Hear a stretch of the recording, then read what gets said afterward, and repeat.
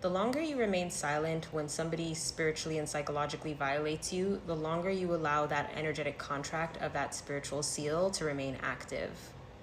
When somebody degrades you and dehumanizes you, it is absolutely an assassination attempt on your spirit.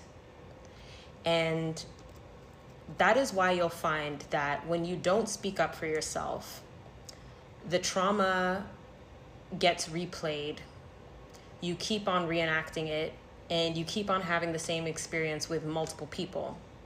It's because you've stored their shame in your body and you've become buried under it. And now you're stuck in that cage. And when you remain silent and you turn the other cheek and you do not speak up for yourself, that is you accepting the curse. But when you speak up, that is you breaking the spell. That is you freeing yourself from the cage of shame that they wanted to bury you underneath. So that is why being silent when you've been violated on a psychological and spiritual level is not an option. You have to put a name to the abuse, and you have to call that person out for what they are. You have to return the shame back to the person who inherited it. Do not get buried under people's shame, because that is the end goal. When people hurt you, the goal is to shift your perception of self. That is how curses become active and get passed down from generation to generation. So you absolutely cannot allow that person to leave you with their shame. You have to return it back to them, because it has dire consequences if you don't. It gets stored in your body, it gets stored in your psyche, and you keep on living out the same curse over and over again with new people. So when you speak up, that is a way of you breaking the spell, because the curse relies on secrecy and silence and erasure. That's why you have to fight for your humanity, and you have to speak up for yourself.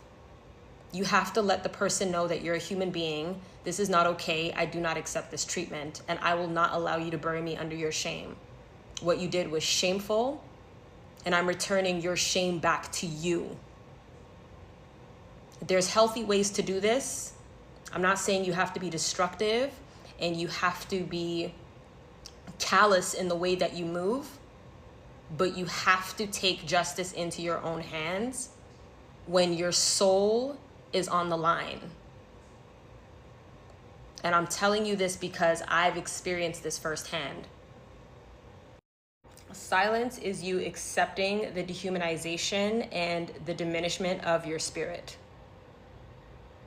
Speaking up is you exposing the rot, not just on a physical level, but on a spiritual level.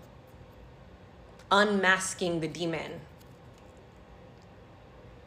rather than accepting the harm and degradation that they've subjected you to. So that's why I always say that you cannot be silent, because sometimes your soul is on the line and you can literally feel it in your body. You literally feel sick. You literally feel unwell. You literally feel broken up until you release it and you return it back to sender. Because it takes life, okay? It grows tentacles and it corrodes you from the inside. Always speak up. You will never regret it.